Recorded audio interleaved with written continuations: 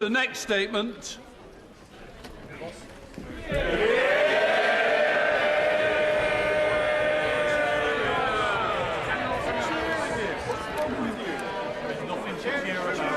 I now call the Prime Minister to make his statement. Prime Minister. Thank you, Mr. Speaker. With permission, I'll update the House on the Government's response to events at home and abroad during the Easter recess. I will come to Ukraine in a moment, since I've just left a virtual meeting with President Biden, President Macron, Chancellor Scholz and 8 other world leaders. But let me begin in all humility by saying that on the 12th of April, I received a fixed penalty notice relating to an event in Downing Street on the 19th of June 2020. I paid the fine immediately, and I offered the British people a full apology. And I take this opportunity on the first available sitting day to repeat my wholehearted apology to the House. As soon as I received the notice, I acknowledged the hurt and the anger. And I said that people had a right to expect better of their Prime Minister. And I repeat that, Mr. Speaker, again in the House now. Let me also say, not by way of mitigation or excuse, but purely because it explains my previous words in this House, that it did not occur to me then or subsequently that a gathering in the Cabinet room just before a vital meeting on COVID strategy could amount to a breach of the rules. I repeat, that was my mistake, and I apologise for it unreservedly. I respect the outcome of the police investigation, which is still underway, and I can only say that I will respect their decision-making and always take the appropriate steps. And as the House will know, I have already taken significant steps to change the way things work in Number 10. And it is precisely because I know that so many people are angry and disappointed that I feel an even greater sense of obligation to deliver on the priorities of the British people and to respond in the best traditions of our country to Putin's barbaric onslaught against Ukraine. Our Ukrainian friends are fighting for the life of their nation, and they achieved the greatest feat of arms of the 21st century by repelling the Russian assault on Kiev. And the whole House will share my admiration for their heroism and courage. Putin arrogantly assumed that he would capture Kiev in a matter of days. And now the blackened carcasses of his tanks and heavy armour litter the approaches to the capital on both banks of the Dnieper and are smouldering monuments to his failure. Having pulverised the invaders' armoured spearheads, the Ukrainians then counterattacked, and by the 6th of April, Putin had been compelled to withdraw his forces from the entire Kiev region. Britain and our allies supplied some of the weaponry, but it was Ukrainian valour and sacrifice which saved their capital. I travelled to Kiev myself on the 9th of April, the first G7 leader to visit since the invasion, and I spent 4 hours with President Volodymyr Zelensky, the indomitable leader of a nation fighting for survival who gives the roar of a lion-hearted people. I assured him of the implacable resolve of the United Kingdom, shared across this House, to join with our allies and give his brave people the weapons they need to defend themselves.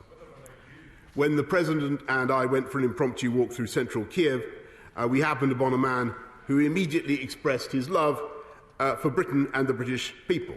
And he was generous enough to say, quite unprompted, I should reassure the House, I will tell my children and grandchildren they must always remember that Britain helped us. But the urgency is even greater now because Putin has regrouped his forces and launched a new offensive in the Donbass. We knew this danger would come. And when I welcomed President Duda of Poland to Downing Street on the 7th of April and Chancellor Scholz the following day, we discussed exactly how we could provide the arms that Ukraine would desperately need to counter Putin's next onslaught. On the 12th of April, I spoke to President Biden to brief him on my visit to Kiev and how we will intensify our support for President Zelensky, and I proposed that our long-term goal must be to strengthen and fortify Ukraine to the point where Russia will never dare to invade again. Just as our foreign policy must look to the long term, the same is true of this government's domestic priorities. And as we face the economic aftershocks of COVID and the consequences of Russian aggression, that is above all in tackling the impact on British energy prices and on consumers and on family bills. And that's why we're spending over £9 billion to help families struggling with their bills. We're helping families to insulate their homes and reduce costs, and to end our dependence on Putin's oil and gas, and to ensure that energy is cheaper in the long term. We published on the 7th of April a new strategy to make British energy greener, more affordable and more secure. We will massively expand offshore wind, and in the country that split the atom, we will build a new reactor not every decade, but every year. This government is joining with our allies to face down Putin's aggression abroad while addressing the toughest problems at home, helping millions of families with the cost of living, making our streets safer and funding the NHS to clear the COVID backlog. My job is to work every day to make the British people safer, more secure and more prosperous, and that is what I will continue to do, and I commend this statement to the House. We now come to the Leader of the Opposition, Keir Starmer. What a joke. Even now, as the latest mealy-mouthed apology stumbles out of one side of his mouth, a new set of deflections and distortions pour from the other. But the damage is already done. The public have made up their mind. They don't believe a word the Prime Minister says. They know what he is.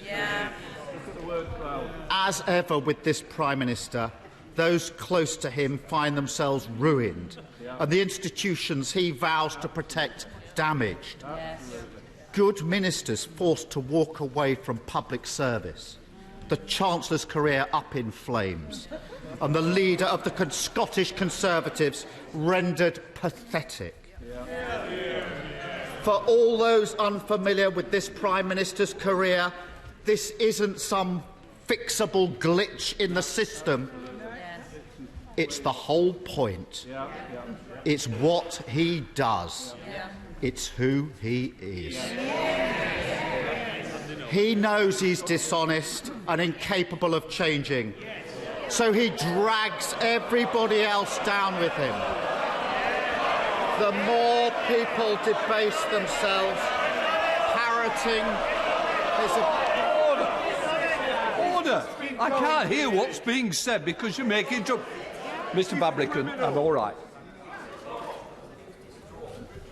Keir Starmer.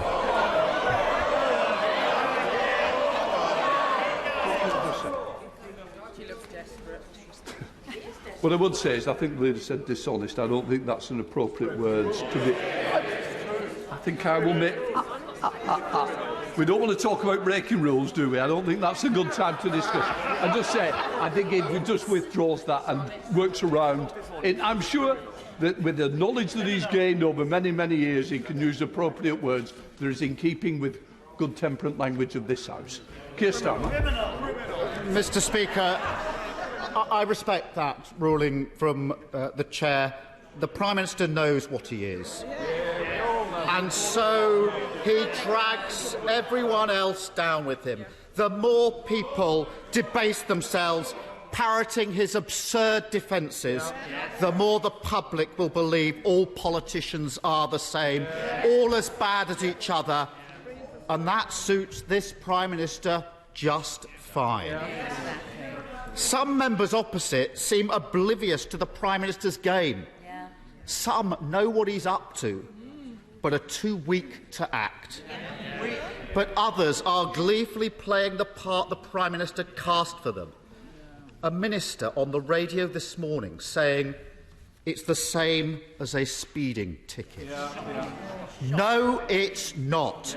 No one has ever broken down in tears because they couldn't drive faster than 20 miles an hour outside a school. Don't insult the public with this nonsense. But, Mr. Speaker, as it happens, the last minister who got a speeding ticket and then lied about it ended up in prison, and I know because I prosecuted him.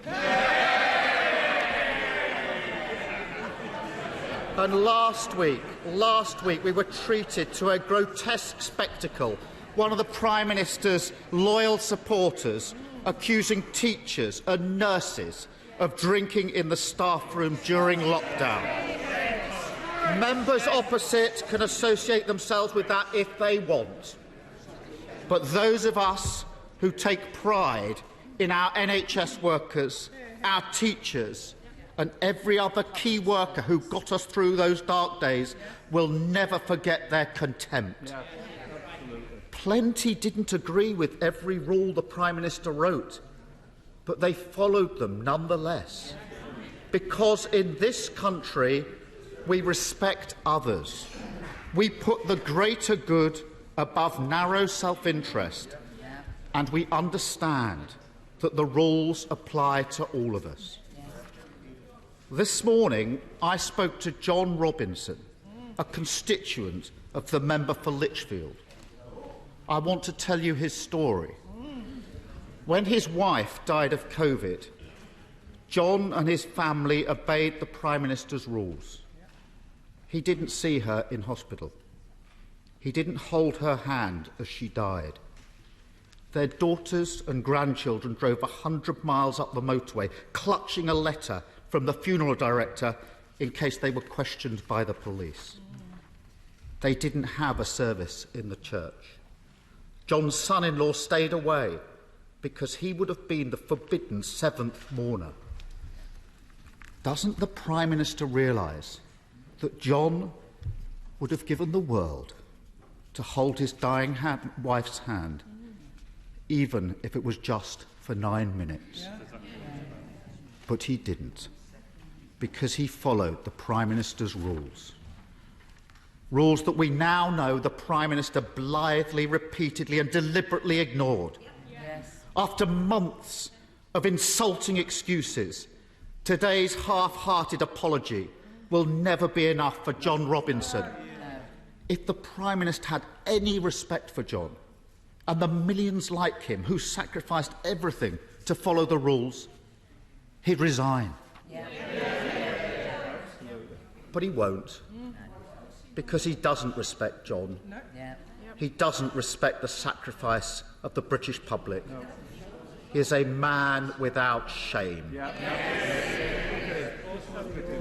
Looking past the member for Lichfield and the nodding dogs in the Cabinet, there are many decent, honourable members on the benches opposite who do respect John Robinson, who do respect the British public. They know the damage the Prime Minister is doing. They know things can't go on as they are.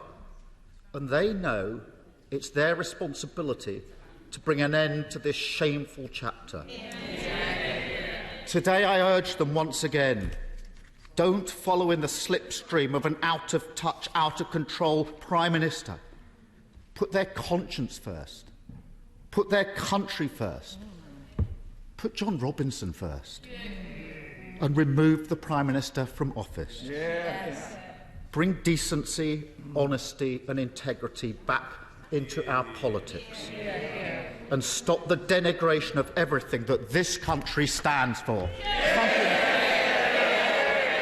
Sir William, Prime Minister. Mr. Speaker, I apologise once again profusely to John Robinson, to all those who lost loved ones, particularly those who suffered during the pandemic. And Mr. Speaker, in my statement I have tried to explain why I spoke to the House as I did.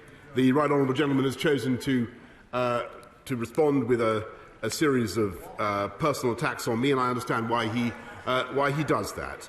But I think and I understand that, Mr. Speaker, but I think it would have been a good thing if, in the course of his remarks, he had addressed some of the issues that I mentioned, not least the crisis in Ukraine, with the impact that is having on the livelihoods of everybody in this country.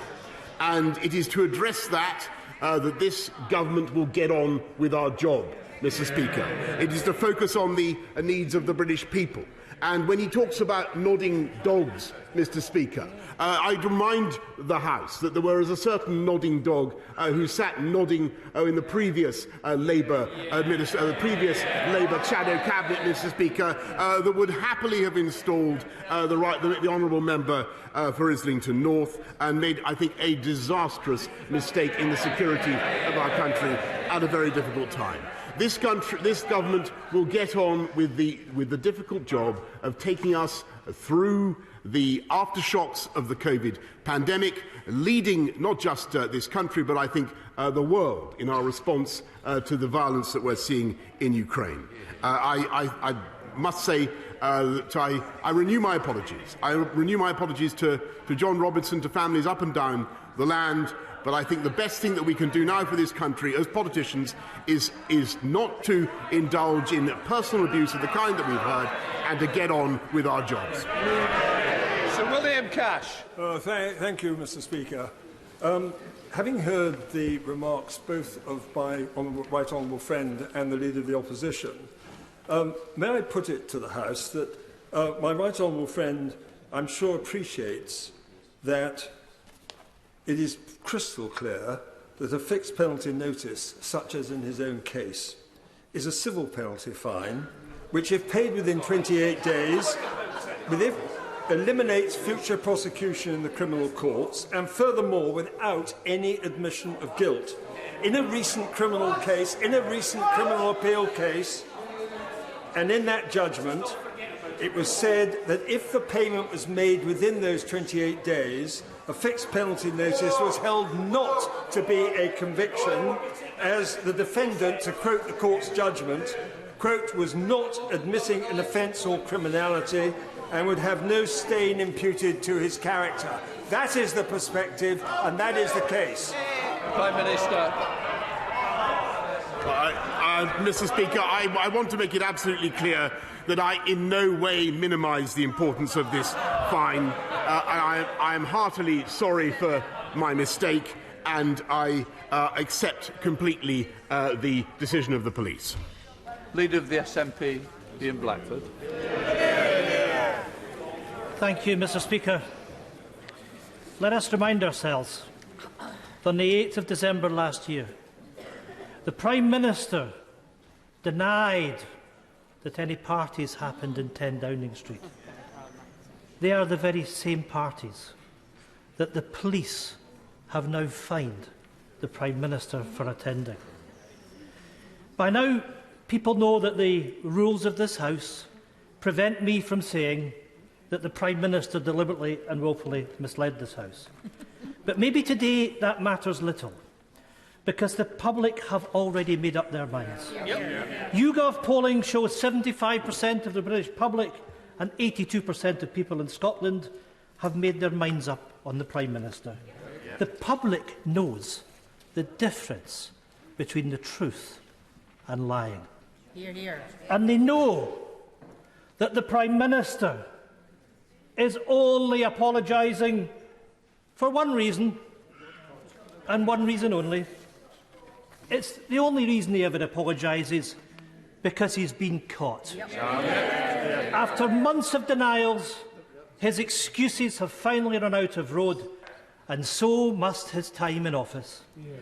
The Prime Minister has broken the very laws he wrote. To try and argue that he did not know he had broken his own laws would be laughable if it wasn't so serious. Prime Minister, you can't hide behind advisers. He knows, we know, that the dogs in the street know that the Prime Minister has broken the law. This is the first Prime Minister to be officially found to have broken the law in office. A law-breaking Prime Minister. Just dwell on this. A Prime Minister who has broken the law and remains under investigation over additional law-breaking. Not just a lawbreaker, a serial offender. If he has any decency, any dignity, he would not just apologise, he would resign. Yes. Mr. Speaker, the scale and the seriousness of the issues we are all now facing demand effective leadership from a Prime Minister who can be trusted. The Tory cost of living crisis and the war crimes being inflicted on the Ukrainian people need our full focus. In a time of crisis, the very least the public deserves is a Prime Minister they can trust to tell the truth. And for this Prime Minister, that trust is broken and it can never be fixed. The truth is that a majority of people across these islands will never trust a single word he says again. So the questions today are not so much for a Prime Minister desperately clinging on to power. The real question is for Tory backbenchers. Will they finally grow a spine and remove this person from office? Or is the Tory strategy to go on about standing behind a Prime Minister who the public can't trust with the truth? Mr. Speaker, I direct the right honourable gentleman what I said earlier. I apologise profusely for my mistake and for what I have got wrong, and I repeat that. He asks about whether this government is capable of providing effective leadership during the current crisis and in standing up to Russia. And I would just remind him that I think it is still the policy of the Scottish National Party to dispense with this country's independent nuclear deterrent at a particularly crucial time. I don't think that's what this country needs right now. John Whittingdale. Many of my constituents are angry about breaches which happened 2 years ago, and I welcome the Prime Minister's recognition of that and his apology. But does he agree that we currently face the gravest crisis in our global security for a long time, and it is essential that we remain focused on beating Putin and stopping the aggression against Ukraine?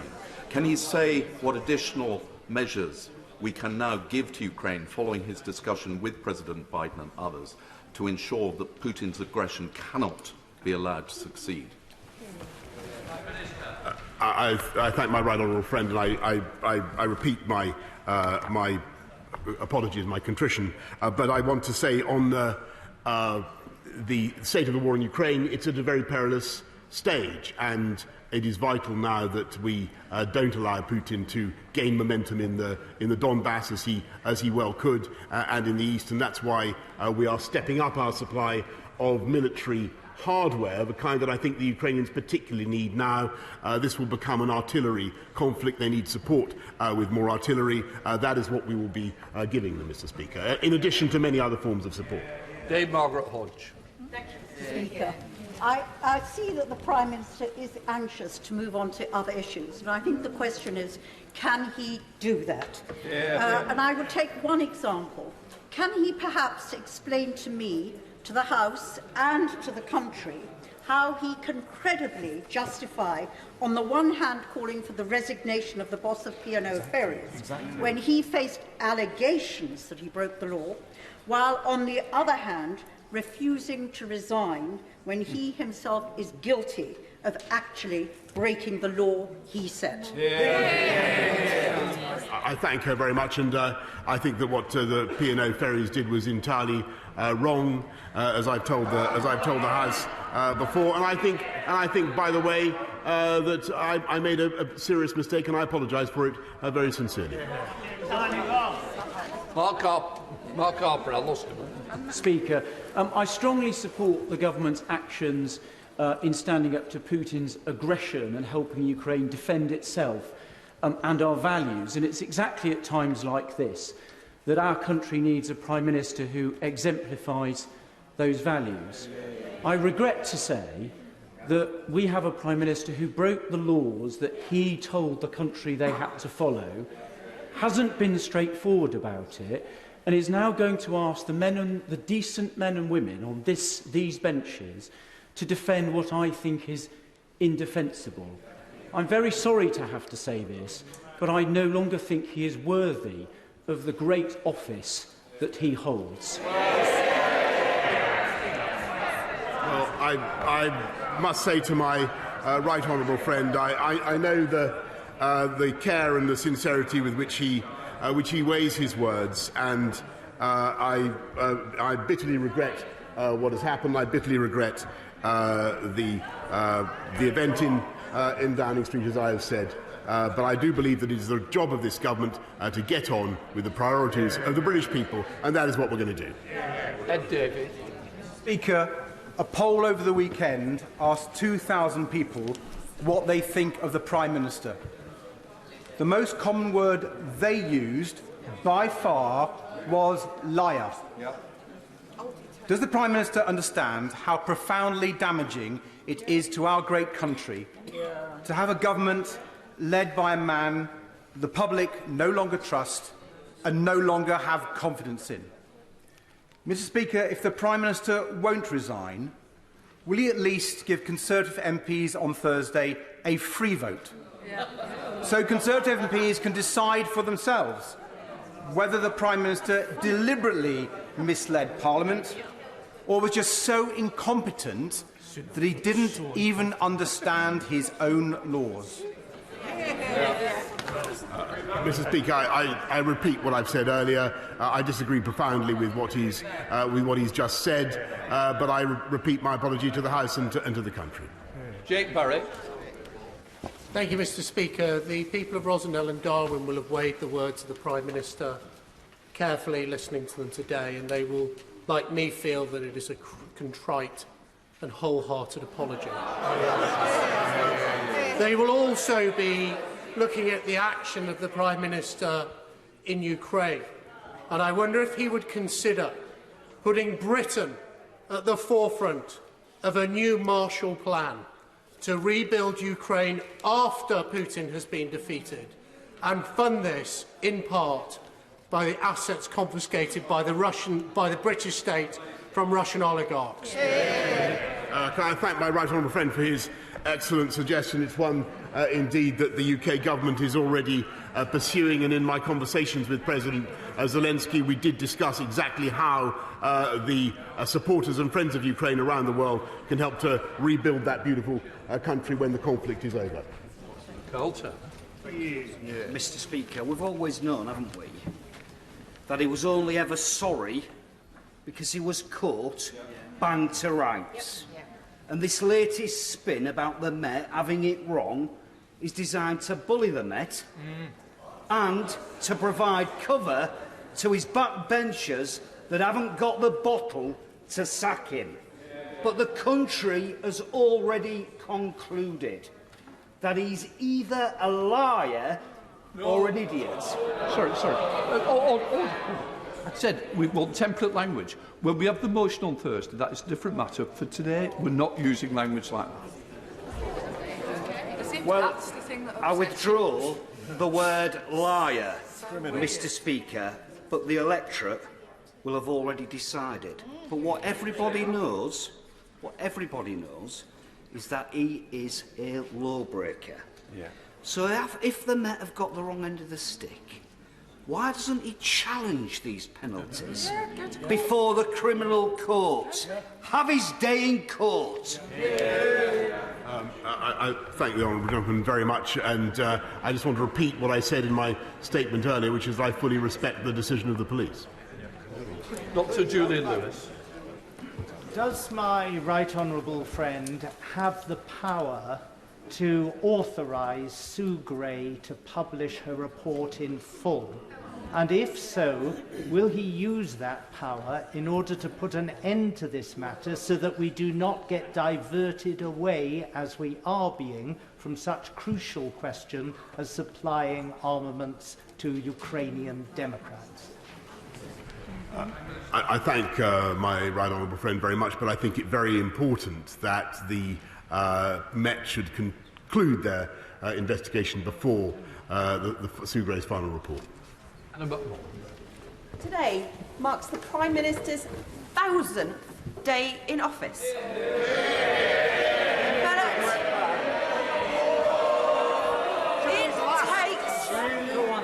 It takes a particular type of Prime Minister to rack up as many catastrophic failures, scandals as U-turns as days on the job. From the Tory-made cost of living crisis, dodgy COVID contracts for his cronies, unlawfully proroguing Parliament, and now breaking the law. Enough is enough. So will the Prime Minister confirm if this 1000th day will be his last? Well, I might add to her list, Mr. Speaker, nothing. Rolling out the fastest vaccine programme anywhere in Europe, Mr. Speaker, thereby accomplishing the fastest economic growth in the G7, Mr. Speaker, and leading the world in standing up to Putin, Mr. Speaker. I can't hear you, sorry.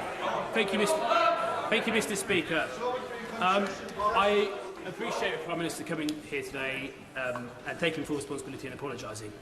But it is very clear, Mr. Speaker, repeatedly President Zelensky has identified the Prime Minister as Ukraine's greatest ally. He's also been identified, I think, by President Putin as enemy number one. Does the Prime Minister agree that this isn't a bad accolade to have?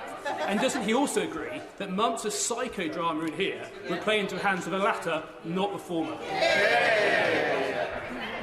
I think it's very important, Mr. Speaker, that the people of this country should understand.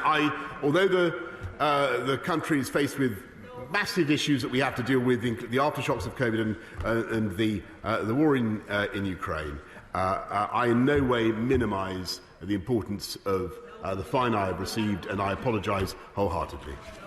Mick Whitley. Thank you very much, Mr. Speaker. I think people across the House would agree that the situation in Ukraine is a very serious one, and there's no doubt we fully support what's going on and what we're trying to do. But setting that aside for a minute, the Prime Minister stands before us today as the first resident of number 10 to be found guilty of breaking the law while serving in public office. And while he's finally apologised today, it's been accompanied by the absurd caveat that the man who set the rules couldn't understand them.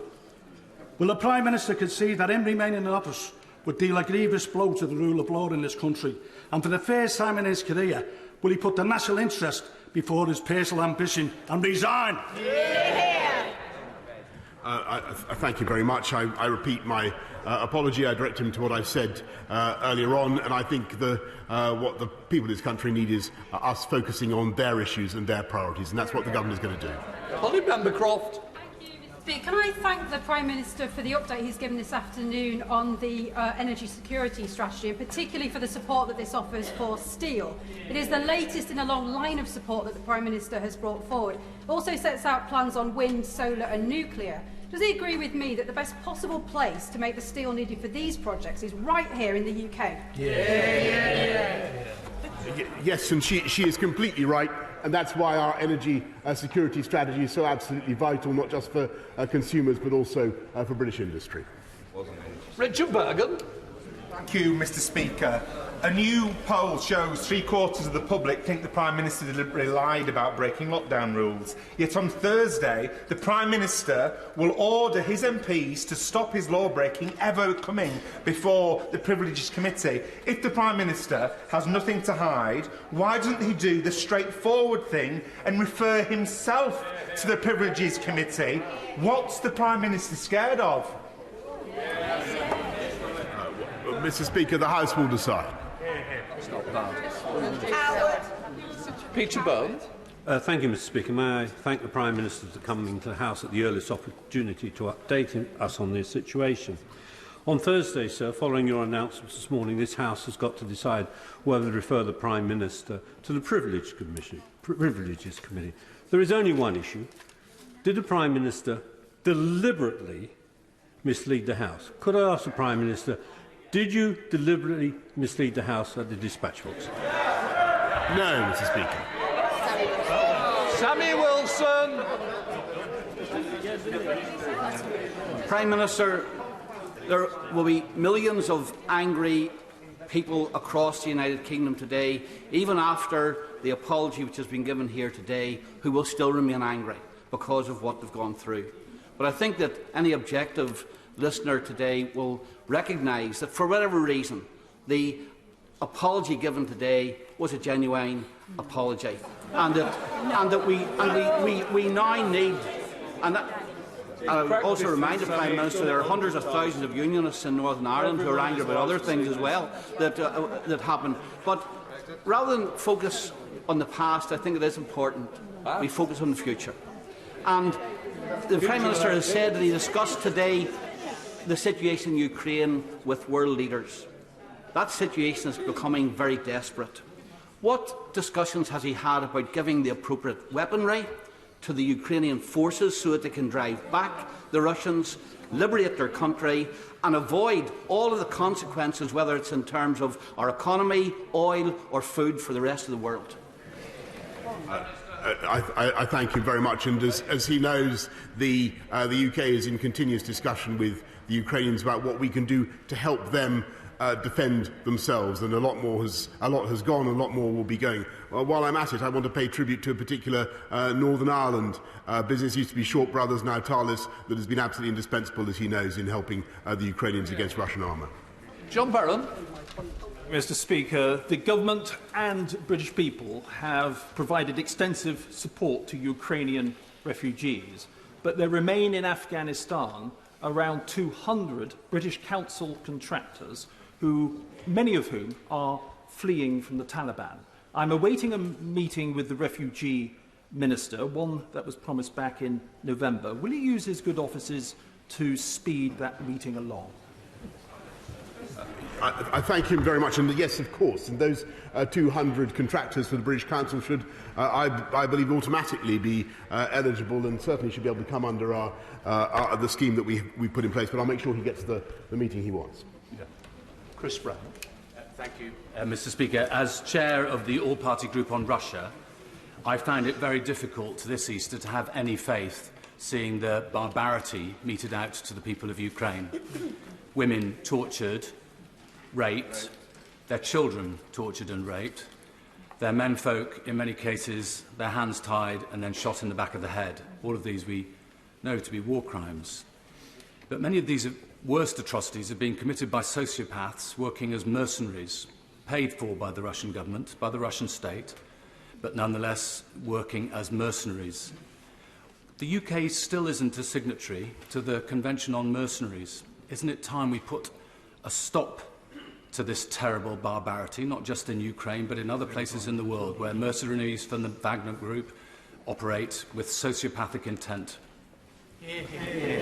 I thank him very much, and I thank the right honourable gentleman. I will study his proposal on mercenaries, and I say to him that I think he's been right for a long time on Russia, and he's been vindicated. Sir Geoffrey Clifton-Brown. Thank you, Mr. Speaker.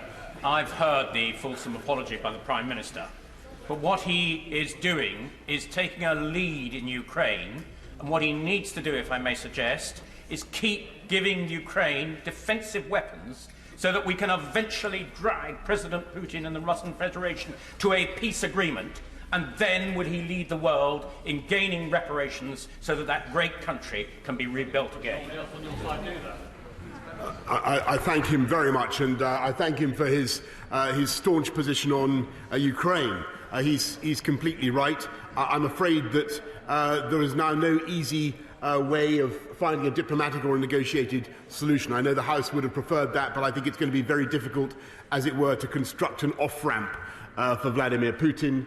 And we are now in a logic where we must simply do everything we can collectively to ensure that Vladimir Putin fails, and fails comprehensively, in Ukraine. Mohammed Yassin. Thank you very much, Mr. Speaker. The majority of my constituents are sick and furious that the Prime Minister broke the laws that they followed, putting their lives on hold, missing out on big life events, and even losing the chance to say goodbye to loved ones to protect the NHS and save lives. Does the Prime Minister agree with my constituents, Robert, who believes that lawbreakers should not be lawmakers. Mr. Speaker, I apologise profusely particularly to all those who lost loved ones, and I know how painful it has been.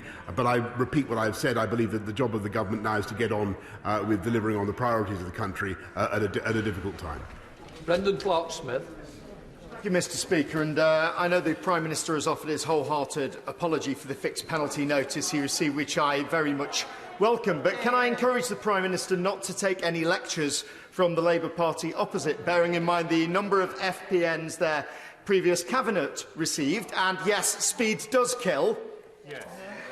Or, of course, on this occasion, the FPNs that the Labour Party and SNP did not receive. Does the Prime Minister agree with me that everybody should be equal under the law?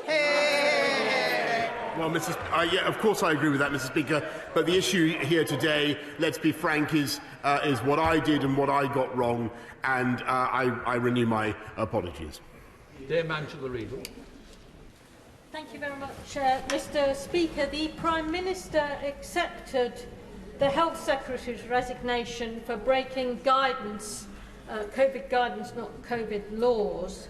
The Prime Minister then accepted Allegra Stratton's resignation for joking that the parties that were so frequent in Downing Street were actually a business event. He's now using her joke as his defence. Why is he holding himself to lower standards than he held the people whose resignations he accepted to? Mr. Speaker, all I can say is that I apologise for what I got wrong, and I've explained to the House why I spoke in the House as I did. And what I want to do is to get on with the job of the government in taking this country forward, and that is what we're going to do. Baker. Thank you, Mr. Speaker. I dare say that every member of this House can bring to mind their own John Robinson, perhaps several. And though you would not know it, I also think that most members of this House know that justice and mercy and humility also go hand in hand, a fact known by many who watch these proceedings too.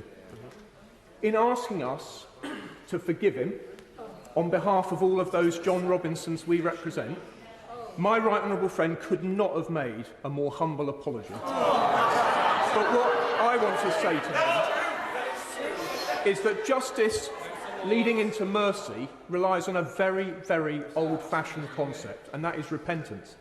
What assurance can he give us that nothing of this kind will ever happen again? I thank him for what he has said, and I am heartily sorry, as I have said, and I wish it had not happened, and I wish that things had been totally different. What I have already done, as the House will know, is taken steps to change the way we do things in number 10, but that in itself is not enough. I accept full responsibility myself for my actions. Absolutely. Thank you, Mr. Speaker. The Prime Minister's supposed apology to the nation is pathetic. He told bereaved families in Downing Street last year that he had done everything possible to save their loved ones. Now he's been fined for breaking his own laws, illustrating just how soft the Tories have become on crime. And does the Prime Minister accept his words ring hollow for those of us who have lost the loved ones?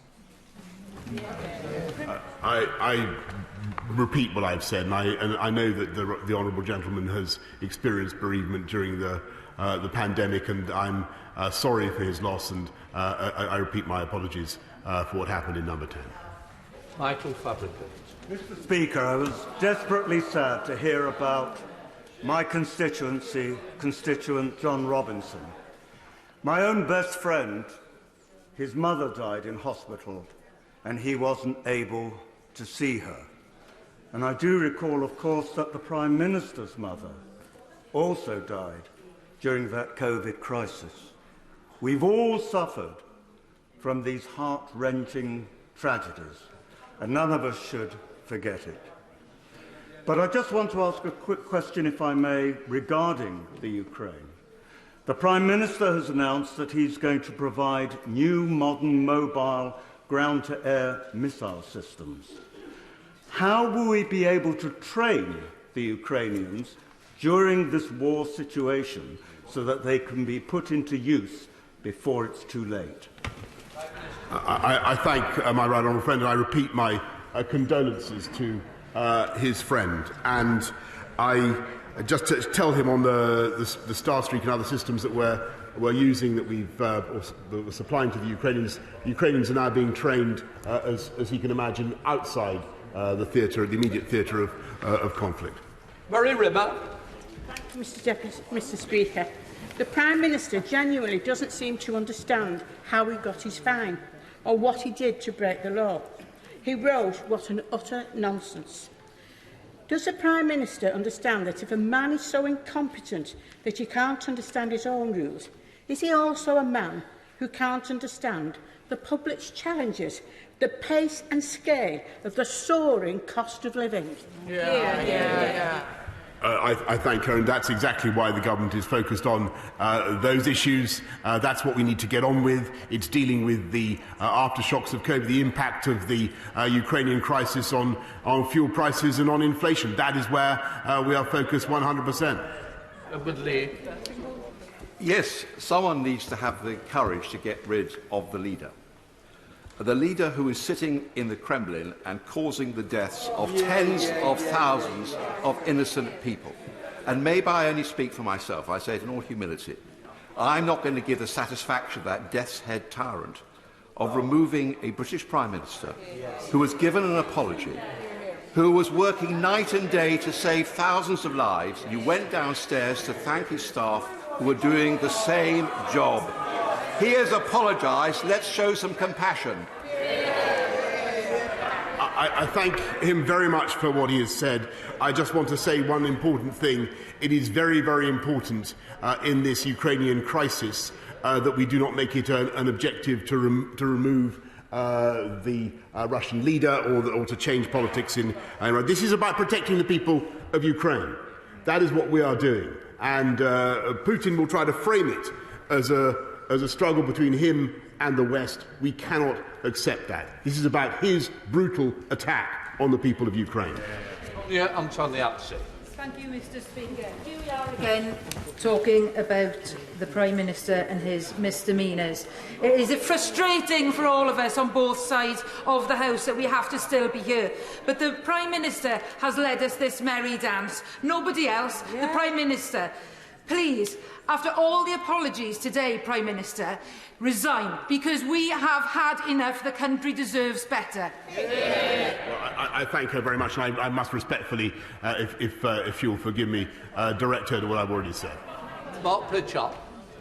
Speaker, can I recognise the Prime Minister's contrition, humility and apology before the House today? Can I thank him as chair of the all-party parliamentary group on Ukraine for his leadership on Ukraine, and pass on the thanks of people cross-party from the Rada, the Parliament in Ukraine, for his leadership over this conflict. And can I encourage him to steal the resolve and the resilience of our EU partners and NATO members that think perhaps if Putin gains the east of Ukraine and southern Ukraine, he will stop there. Is it not the case? He'll be reinvigorated and he will come back for Kiev and perhaps other NATO allies on another day. Can I thank him very much for his, my honourable friend, for his clarity of thought and his own leadership on Ukraine. And I'm afraid he is entirely right that it is all too possible that Putin will acquire fresh momentum in the east, and we could see, I'm afraid, a resurgence of Russian attacks. Joanna Cho. Very much, Mr. Speaker. It's quite difficult to follow the Prime Minister's excuses, but I think what he's saying today is that he didn't think he was breaking any COVID rules because the gathering in respect of which he was fined was covered by a workplace exemption. If that is correct, then why did he pay the fixed penalty notice fine? Why didn't he refuse to do so and set out his defence in court? Can I suggest that he didn't do so because he was afraid of his track record to date before the courts of both this jurisdiction and indeed my own in Scotland? Because, Mr Speaker, judges and juries, like our constituents, tend to have a pretty good handle on issues of credibility and reliability. So that's why the Prime Minister didn't take his chances with the court. Isn't that correct?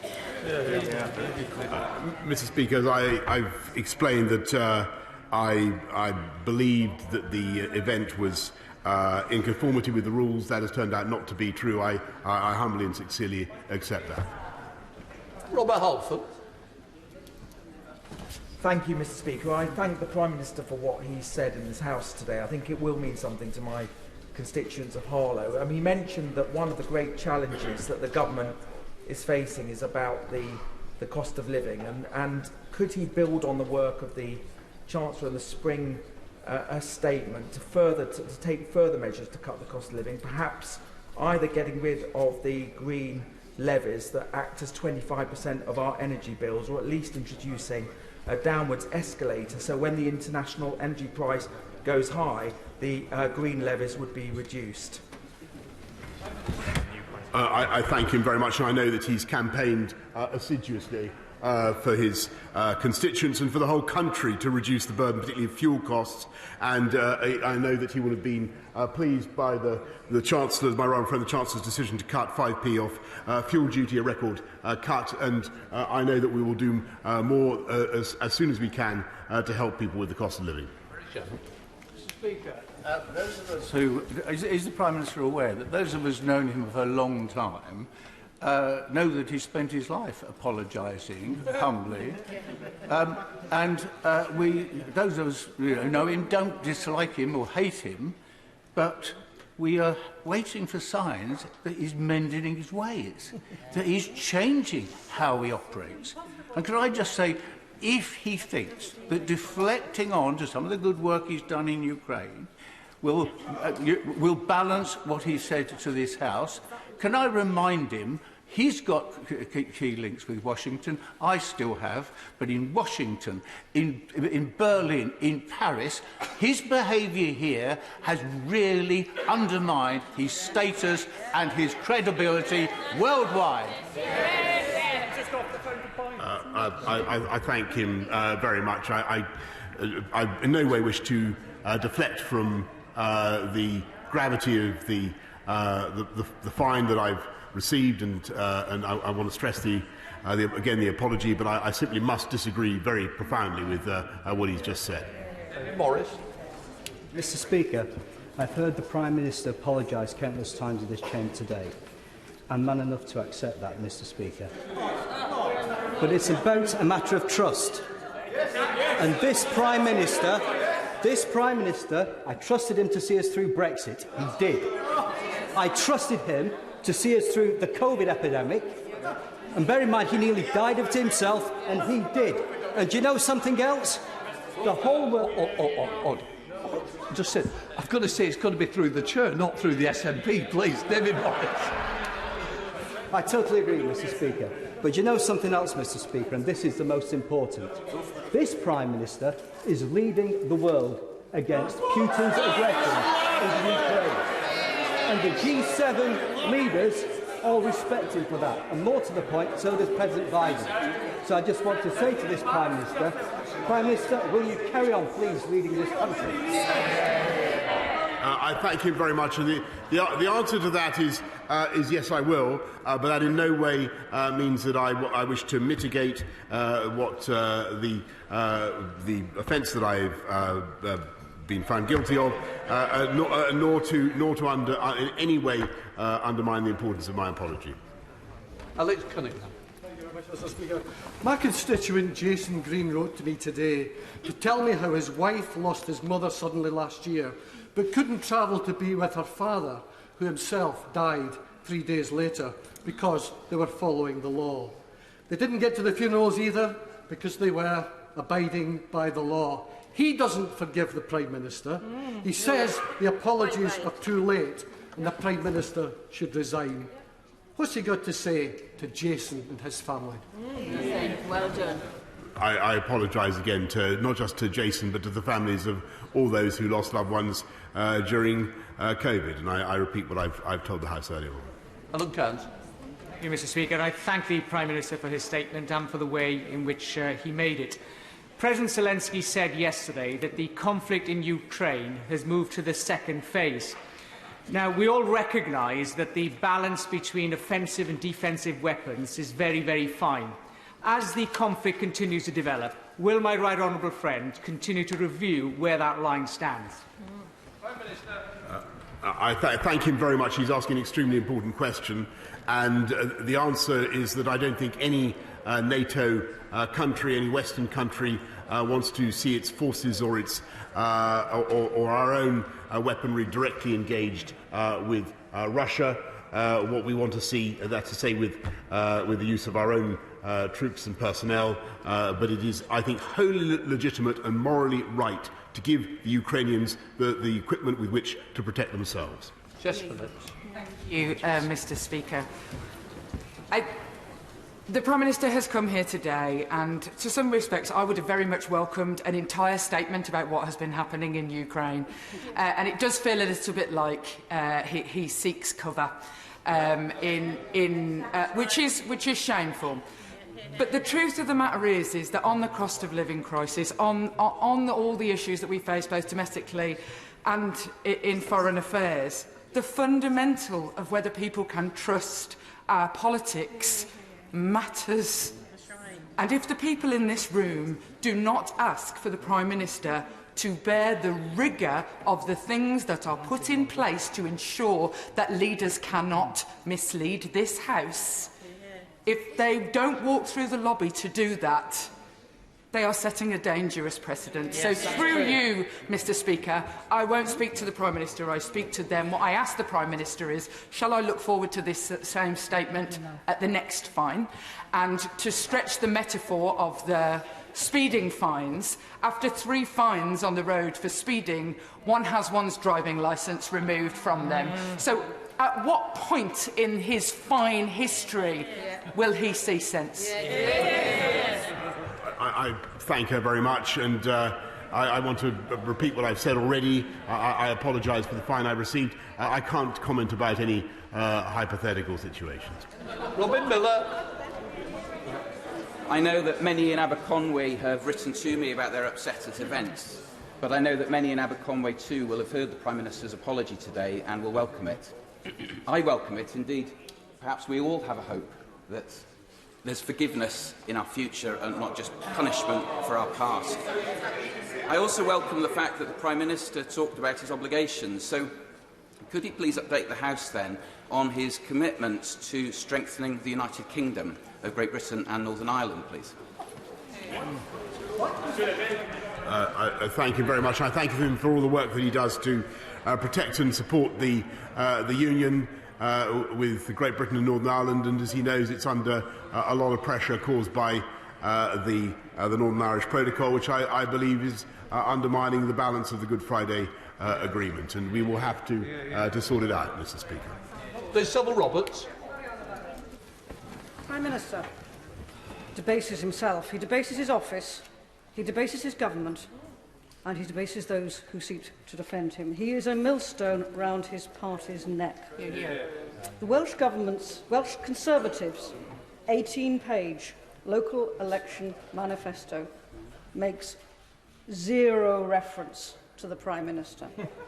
They don't appear, like a number of his own backbenchers, to want to be associated with him. Can he explain why? Mr. Speaker, I think what they probably want to have in Wales is better government and to avoid and I would think they're campaigning for the investment in the NHS that I'm afraid both Welsh Labour and the Plaid Cymru have failed to deliver. Natalie Elfie. Thank you, Mr. Speaker. I thank the Prime Minister for his fulsome apology today. Given that, does the Prime Minister agree that the priority for this House and this government must be the very real challenges facing our country, particularly the Russian invasion of Ukraine and the cost of living pressures caused by COVID and worsened by Russia's war on Ukraine? And coming from Poland last week, helping with Ukrainian child refugees, may I pass on the widespread respect and admiration with which his leadership on Ukraine is held. Can I thank her very much for what she has been doing to help refugees in Poland, and we talked about it the other day. I know many other members across the House are doing the same, and I thank them all. Lloyd Russell-Moyle. Mr. Speaker, I share the Prime Minister's thoughts on Ukraine. Over Easter, my constituents collected the morning after pill to send to Ukraine for women who are being raped by Russian forces. But their disgust and their admiration about what is Britain's role in that does not dampen their anger at the Prime Minister's actions. You know, it was not just the crime, but it was the lie, obfuscation and the fake apologies that got... No, I decide. No, I'm sorry, you can't take my job. You're the backbencher, I'm in the chair. Just, we don't use the word lie. I've explained that earlier, and I stand by it. So I'm sure that you'll withdraw it immediately. The sentence is not about the Prime Minister, but I will withdraw it if you don't like the word. Those are the things that got Jeffrey Archer, Fiona Onasanya and Chris Huhne kicked out of this place or forced to resign. Now, of course, I have no hope on his front benchers who are tax-dodging, Russian, financed snowflakes, but I do have higher hopes for his backbenchers. So how many backbenchers' credibility should be destroyed in supporting the Prime Minister? Can I just say, let's try and see if we can keep it temperate and moderate. There was no individual mention, so therefore it was within. Not what I would expect, but that's where we are. Prime Minister. Mr. Speaker, I heard what he said. I don't agree with it, and nor do I agree with what he said about the front bench. David Simmons. Mr. Speaker, I was lucky in that on Saturday night I got to hold the hand of my father-in-law as he died of complications of COVID. So I understand the anger that many people feel and the challenge that we all face when it comes to the credibility of our government and the good actions of this Conservative government, which I support. But I have to ask my right honourable friend what steps he has in mind to restore the moral authority of this government. Mr. Speaker, I think the best thing that the government can do is to continue to deliver on the promises that we made to the British people, and that is what we're doing. Caroline Lucas. Thank you very much, Mr. Speaker. The respected constitutional historian, Lord Peter Hennessy, reminds us that it is the Prime Minister who is the guardian of the Ministerial Code. What can we do to protect that code when the person who is entrusted with guarding it breaks that code and its overarching duty to comply with the law and becomes, in the words of Lord Hennessy, a rogue Prime Minister? Hear, hear. Mr. Speaker, I don't agree with that characterisation, and I've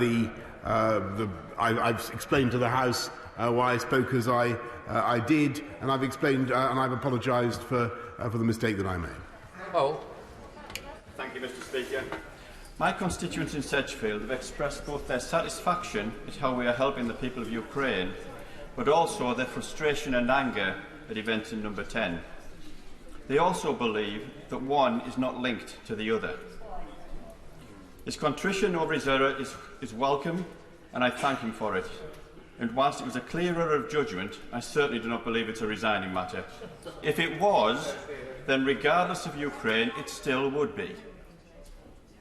I, like many, have missed a funeral of a close friend, but I would still have missed that funeral, regardless of the PM's error, because the rules were correct, and his error does not change that.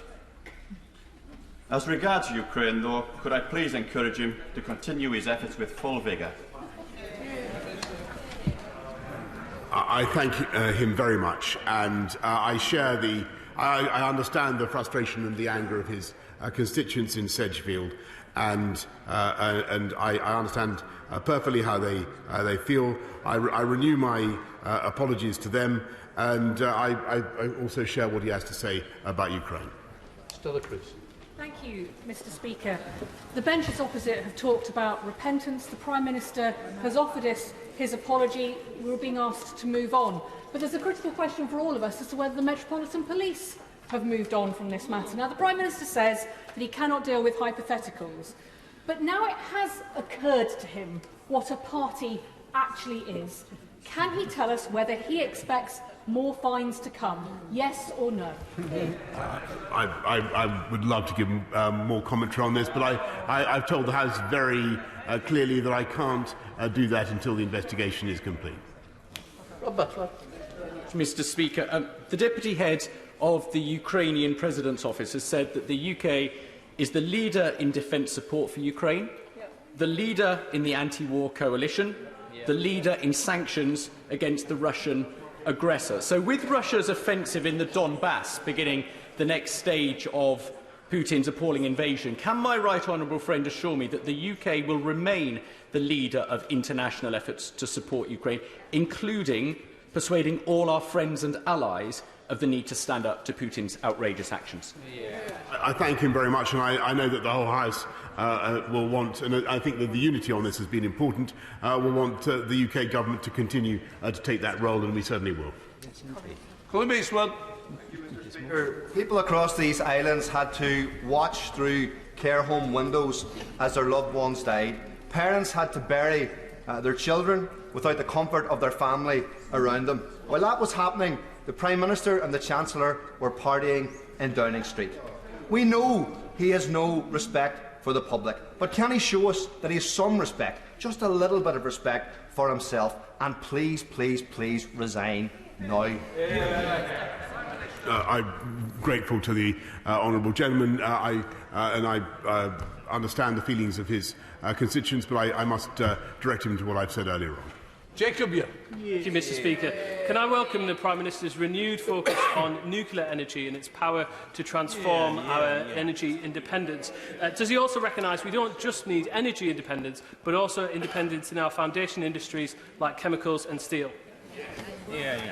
Yes, indeed. Can I congratulate my honourable friend on his recent marriage, by the way, Mr. Speaker, and say that we certainly see nuclear energy as of vital importance, and as well, of course, as investing in new technologies, which is why we are putting record investments into our R&D. £22 billion, Mr. Speaker. Nadine Whittam. Nadia.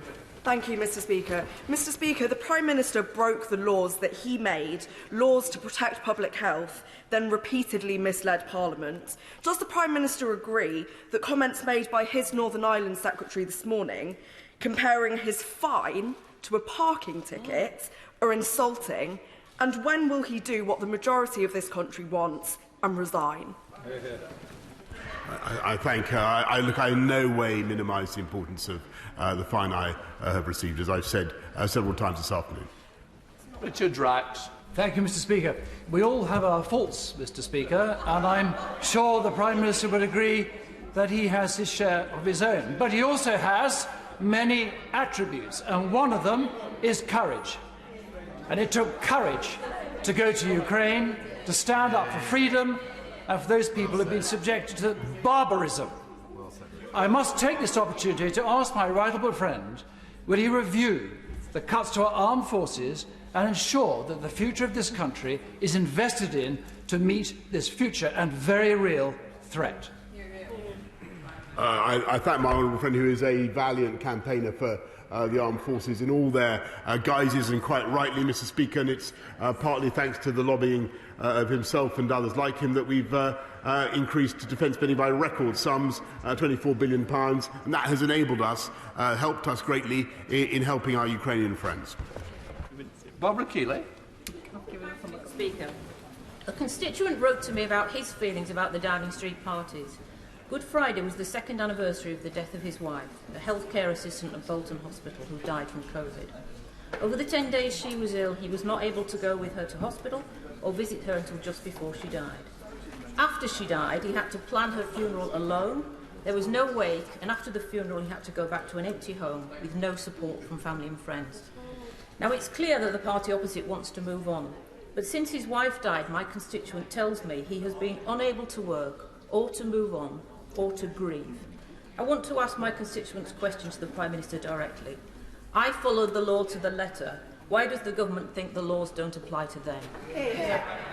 I want to say again how sorry I am for the loss of her constituent, and I apologise to him personally and to his family, all those who lost loved ones, and it's a measure of the seriousness with which I take this today. Of course, we think that the law applies to us. Of course it does. Catherine West. At high altitude, one nose starts to bleed. With the rise in national insurance, more tax than for 70 years, our constituents are crying out for help, whether it's with their energy bills, whether it's with the rents, which have gone up by at least 20% in some parts of my constituency.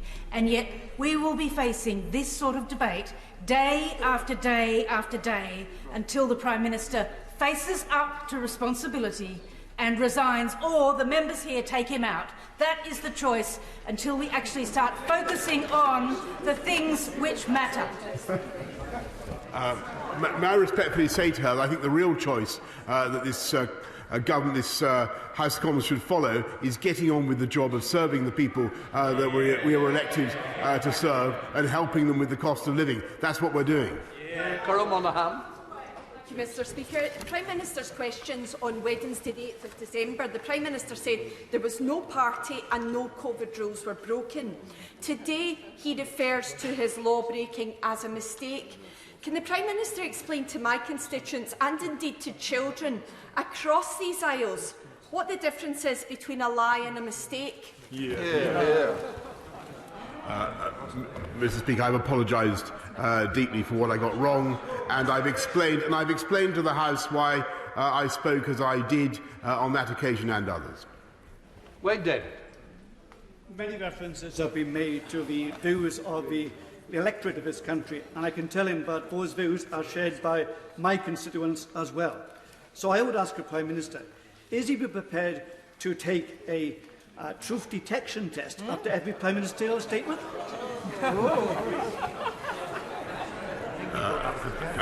I don't know whether the honourable gentleman is being serious, Mr. Speaker, but I spoke in all good faith to the House, and I'll continue to do so. Stephen Furry. I do wonder what continued purpose the Prime Minister sees for the Ministerial Code, given the frequency with which it's seemingly broken with impunity. And how can the UK be a credible leader for liberal democratic values around the world whenever basic norms of accountability are thrown aside to save the skin of one man? The answer to that question is staring him in the face if he looks at what is happening around the world, Mr. Speaker. And the UK is continuing to provide moral, political, diplomatic leadership as well as military support, and that is what we will continue to do. Justin Mathers. Thank you, Mr. Speaker. The Prime Minister would have us believe he didn't knowingly break the law, and many of my constituents will have difficulty accepting that. But if we are to suspend belief for a minute, based on the Prime Minister's own words, he's telling the world he didn't know what the rules were. So I ask him, does he think someone who doesn't understand the laws they are bringing in is fit to lead this country? I thank him very much. I've explained why I thought that the event was within the rules. I apologise very sincerely. John Morrow. Thank you, Mr. Speaker. Many Newcastle Central residents have contacted me to share precious moments missed, charging me to hold the Prime Minister to account. They don't accept his apology because, Mr. Speaker, you see, they thought long and hard about the difficult decisions they had to make, weighing up the huge personal costs versus the terrible consequences of spreading the virus. They made the right decision. The Prime Minister didn't, apparently because he is too stupid to understand his own regulations. So if he is so much stupider than my constituents, how can he claim to lead them and the nation. I thank her constituents very much for what they did throughout the pandemic, and it's thanks to people up and down the country who followed the rules that we've been able to defeat COVID, or beat it back in the way that we have, and I apologise heartily for what I got wrong. Christine Jardine. Very much, Mr. Speaker. I, like so many others in this place, I'm sure, are profoundly proud of the way in which the people of this country stood together, showed the commitment and the resolve that they did throughout the COVID crisis, and now are facing a cost of living crisis. And on top of all of that, have thrown their 100% support behind the people of Ukraine. But it breaks my heart, Mr. Speaker, that they have been so badly let down by the person they looked to lead them with the same sort of commitment and honour as they have shown. So I would ask whether the Prime Minister recognises that no apology, however heartfelt, however genuine, can make up for that loss of faith, and that perhaps it's time he recognises that the people of this country deserve better. I thank her very much, and I think that and I understand completely the feelings of people about COVID, about what they did, and about the failings in Number 10. But I think that the job of the government is to get on and deliver for those very people now facing the cost of living crisis that she describes, and that is what we're going to do. Vicky Foxcroft. Thank you, Mr. Speaker. Prime Minister, I personally found that apology shocking. People have lost loved ones and haven't been able to attend their funerals.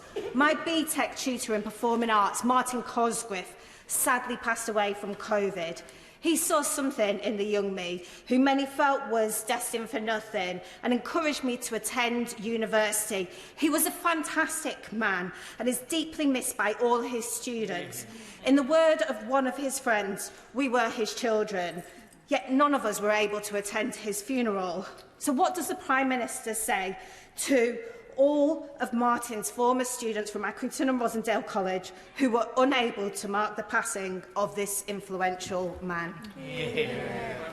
Well, he sounds like a remarkable man, Mr. Speaker, and I'm very sorry for her loss and for the loss of all the pupils that she mentions. Deirdre Brock.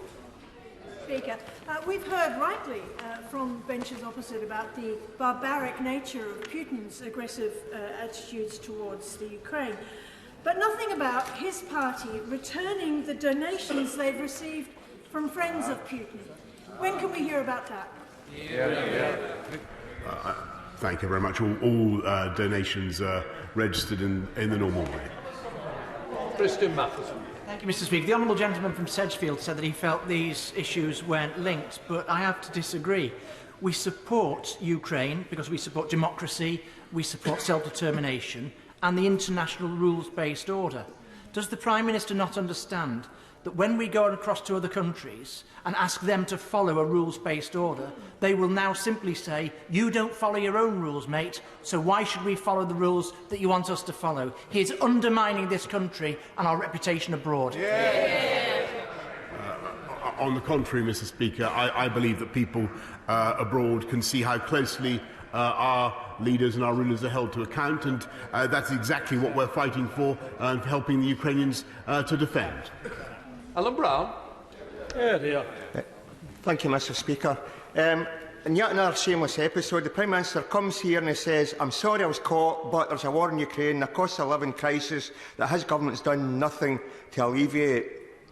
Is it not the case that if you've to believe the argument that this law-breaking, incompetent Prime Minister is the best the UK can rely on during this time in crisis for Ukraine and the cost of living, that then that's a metaphor for the UK that he's a figurehead of and that it's time for him to go? I think the most important thing is we focus on the priorities of the people of this country, in Scotland and around the country, and tackle the aftershocks of COVID, the effects of the war in Ukraine, and the impact on inflation, and that's what we're doing. You're busy. Sarah Jones. Speaker, does the Prime Minister think that he broke the law?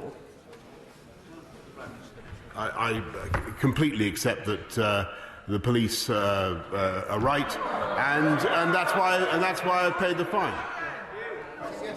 Florence Eshelami.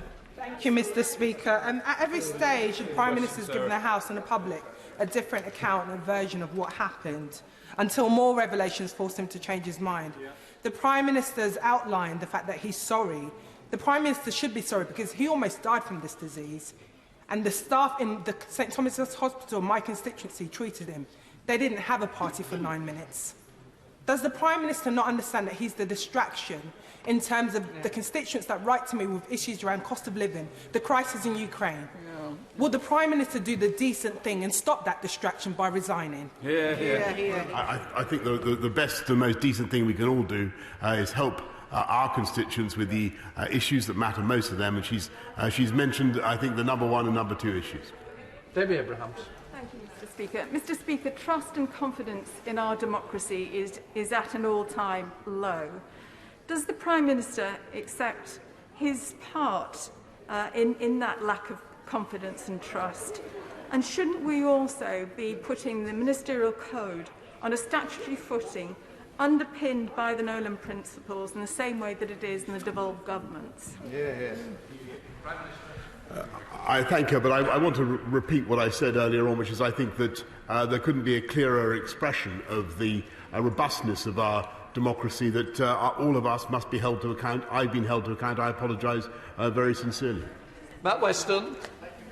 The public will be appalled by the Prime Minister's statement, because not only during the pandemic did he make virtually every night a statement to the nation, but the government that he leads also spent hundreds of millions of taxpayers' pounds on advertising campaigns demanding the public follow the rules. One featured a woman in intensive care on a ventilator. The Prime Minister must have seen it. It said, "Look me in the eyes and tell me you never bend the rules." 3 months ago, I reminded him of this and asked him to explain himself. He told me to wait until after the police investigation. They now have. It's clear he bent the rules. He's taken the public for fools, isn't he? Mr. Speaker, I apologise again. I thank the public very much for what they did, and they, by their collective action, have helped us to keep COVID at bay, and I thank them very much. Timms. Mr. Speaker, but giving an apology and then carrying on is not being held to account. Does the Prime Minister recognise that there is a very serious problem for the long term in leaving a lawbreaker in charge of the lawmakers? Mr. Speaker, I've said what I've said, and I apologise, and I want to say again to the House that when I spoke before in this chamber about events in Downing Street, I spoke in good faith. Pete Wishaw. Mr. Speaker, the Prime Minister spent less than 2 minutes addressing his law-breaking in the statement he just made to the House just now. That's less, somewhat less than the fulsome account that he promised for the last few weeks. And the one thing that our constituents wanted to hear was a resignation statement, not any more of these mealy-mouthed apologies. And the public will be astounded that the word that they now most associate with him, we can't use to describe him in this House. The country knows where he is. We know where he is. I think the Prime Minister even knows where he is. Will he now, for the sake of this country, just go? I thank you very much, and I repeat what I've said earlier on. I apologise, and I direct him to my earlier statement. Dr. Rupa Hutt. Thank you, Mr. Speaker. Margot from Acton turns 5 on Saturday. We were talking at an Easter service over the break. She wanted me to ask the Prime Minister, will he come to her party? And her parents, in common with the majority of our nation, look at any opinion poll, think that he should signal his intention to step down today. So to spare the embarrassment of the local election results, of further fines to come, he can't rule out further fines, the even more boozy parties, much worse than ambushed by a cake. Can he do both? And that way, he's got able deputies. He can have something nice to look forward to at the weekend where there will be no illegality. I thank her very much for her kind invitation. I don't know whether Margot herself wants to extend the invitation, but I'm afraid I'll be busy doing what we're doing, getting on with delivering on the priorities of the British people. Thank you, Mr. Speaker. Lord Denning said, no matter how high you are, the law is above you. Isn't it time to go, Prime Minister? And I agree very much with Lord Denning, and that's why I apologise in the way that I do. Brendan O'Hara. Thank you, Mr. Speaker. And reading the Prime Minister's apology, can I say on behalf of the people of Argyll and Bute, is that it? Yeah. And it's no wonder I've been inundated with emails from constituents who believe the Prime Minister has been treating them like fools. Typical of the emails I've received is one from Cathy in Helensburgh this morning, who described the Prime Minister, and I quote, a self-serving, truth-twisting charlatan. Of course, I would never use such language in this place, but Cathy's assessment is absolutely correct. And does he recognise this to be a widely held view of his character? Yeah. It does. Sorry, I've asked for moderate and temperate language. That's not a clever way of getting around it, and I've just asked him to think long and hard before we do that again, and that might be a warning to others. And I'm sure he'd like to withdraw the way he put it. Mr. Speaker, with respect to yourself and the Chair, I withdraw the remarks that I made. Well, in that case, Mr. Speaker, I humbly remind him of the apology that I've given. Stephen Kinnock. Thank you, Mr. Speaker. The Prime Minister's case for his defence seems to be based on it being impossible for him to resign because of the Ukraine war. But his entire parliamentary party, from where his replacement would be drawn, are united around the government's position on Ukraine. And of course, there are numerous examples of Conservative members of Parliament moving against leaders such as Margaret Thatcher in 1990 and Chamberlain in 1940. So could the Prime Minister please explain to the House why he specifically and individually has to carry on as Prime Minister at this time? Surely it's not because he thinks this House trusts him to do so. He asked an elaborate question. Let me give a simple answer. I've apologised. I continue to apologise. What I want to do is get on with the job. Sir Mark Hendrick. Speaker, can the Prime Minister tell us when he's going to stop dissembling, distracting and deflecting and start telling the truth to this House? Mr. Speaker, at all times I've spoken in good faith in this House. Mr. Speaker, this is the first Prime Minister in office to make and break his own rules for committing lockdown offences. Neil Ferguson resigned from SAGE and Catherine Calderwood quit as Scotland's Chief Medical Officer, both for breaking COVID rules. They realised that action speaks louder than words and they took responsibility. Why is it right for them to resign and not for the Prime Minister? I thank you very much, and I repeat the apology that I've given. Mike Ainsbury. Thank you, Mr. Speaker. The Prime Minister has broke the law, guilty as charged. The law that many people up and down our shores abided by, never had the opportunity to say goodbye to loved ones. The Prime Minister also misled this House over and over again, misled the public over and over again. Does the Prime Minister actually believe in the Ministerial Code? Is it worth the paper it's written on?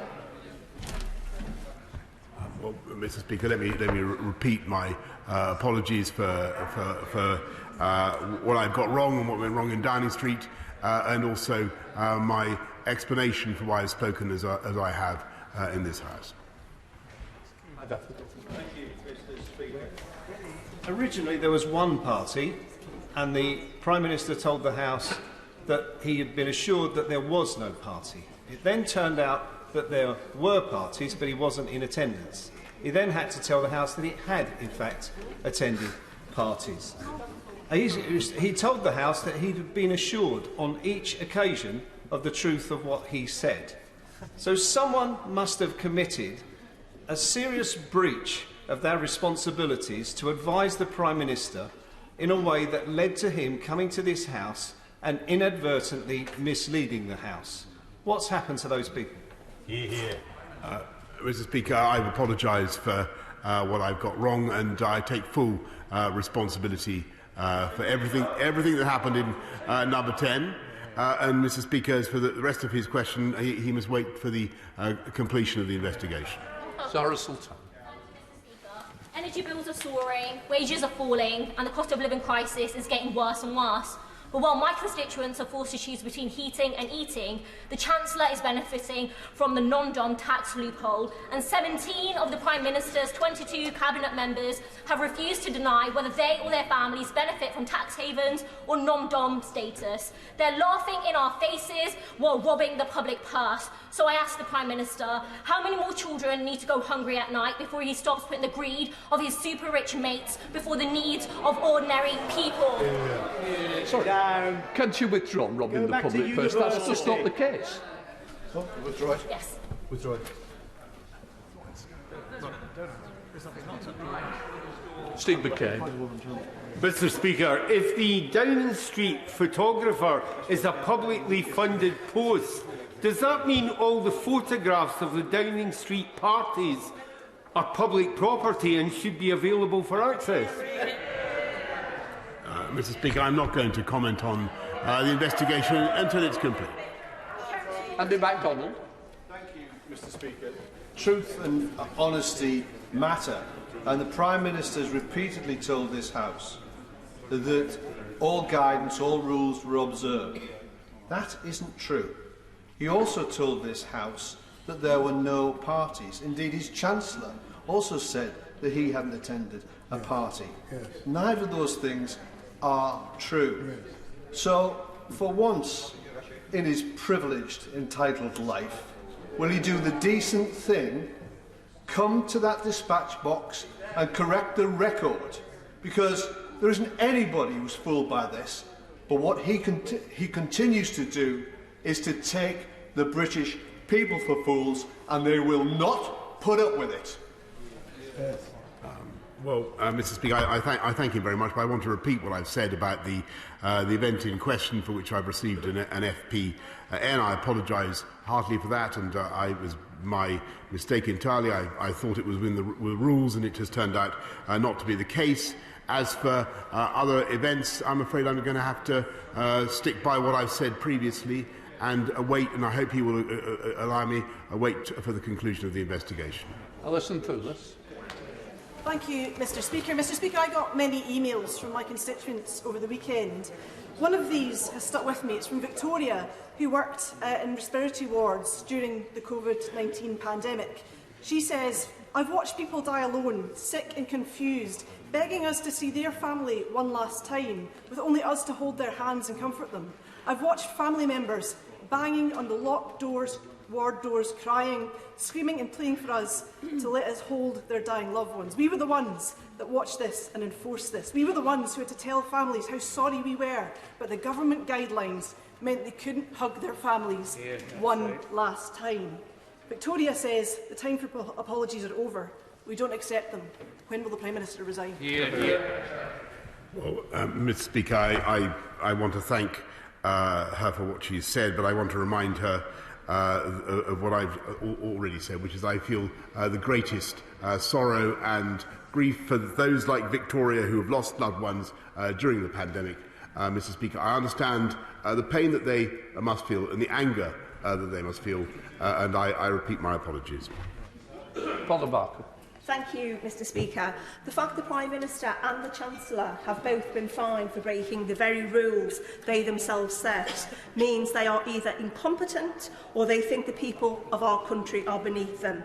Either way, and with the prospect of further fines looming for the Prime Minister, they are not fit to occupy the two highest offices in the land.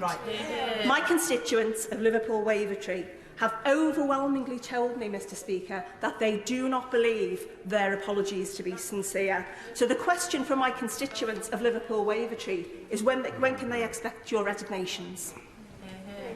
I thank her, and I can't, Mr. Speaker, offer any further commentary on the investigation. All I can do is renew and repeat the apologies that I've given to her constituents, whether they accept them or not. Dave Dugan. Speaker, only this Prime Minister could could have, together with his staff, laughed up their sleeve, believing they were above the law, and demonstrated to an entire country that they are beneath the public's respect, more accurately. And vacuous self-congratulations from the Tory opposite about the role that this government is playing in Ukraine are a disservice to the servicemen and women who are actually in country, doing the spade work, protecting democracy. And to use the bloodshed of the fallen Ukrainians as some sort of political cover to keep this Prime Minister in office is an utter disgrace, but no less than my Angus constituents have come to expect. This government is compounding the cost of living crisis, but we are led to believe that that, together with the Ukraine crisis, is why we must endure this Prime Minister. So let me test his knowledge.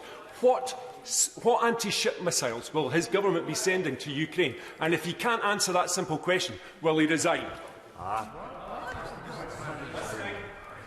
Well, I'm grateful to him, Mr. Speaker. But one of the systems that we're looking at, since he asks, is to see if we can mount some brimstones on the back of technicals to see if that will do the job, Mr. Speaker. But there are other options that I don't want to discuss.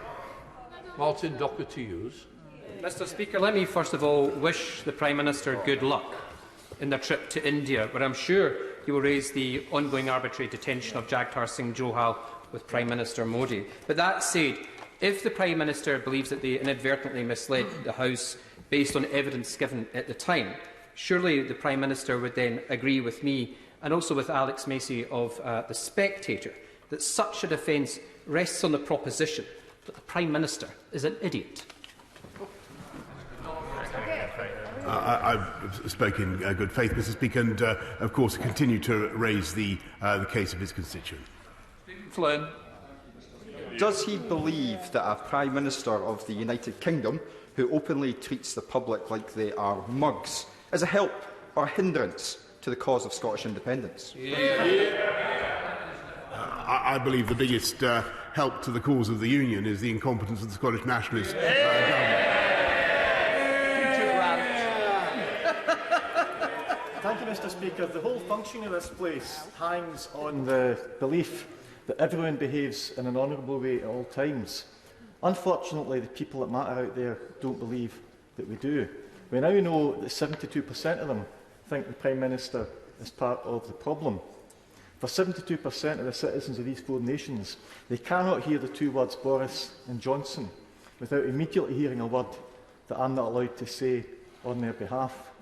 Is the Prime Minister really going to look my constituents in the eye and tell them that the best future they can hope for is a future under a Prime Minister whose character and conduct can only be described in words that are banned from use in this place? I think the best future for the people of Scotland is to continue with the United Kingdom that has served this country well for hundreds of years and whose role is valued around the world, perhaps never more than in the last few months. It's not a new member for the SNP. Jeff Smith. I couldn't find the space. It's so busy, Mr. Speaker. The event in question happened on the 19th of June 2020. 2 days later, on the 21st, my constituent Stephen's partner died of cancer at home. In the weeks before that, she was in hospital, and Stephen said, when she needed me most, I was told I could not visit her because of the no visitors rule. In the texts I received from her, it was obvious that she needed somebody to just talk to and hold her hand. Stephen obeyed the rules, and like so many people, he thinks the Prime Minister should stand down. But the defence from the Conservative backbenchers seems to be he can't resign because we have a crisis in Ukraine. So does the Prime Minister think he's the only person on the Conservative benches that's capable of leading the country through a crisis? Mr. Speaker, sincerely too, I think he said the name of his constituent was Stephen, and to his family for what we got wrong, what I got wrong during the pandemic, and the event for which I've apologised today. But I think the best thing we can do, and I've said what I've said about how spoken in this House. But the best thing we can do is get on now with delivering for the people of this country, up and down this country, getting us through the pandemic, getting us through the aftershocks of COVID, as I say, as we got people through the pandemic. Yeah.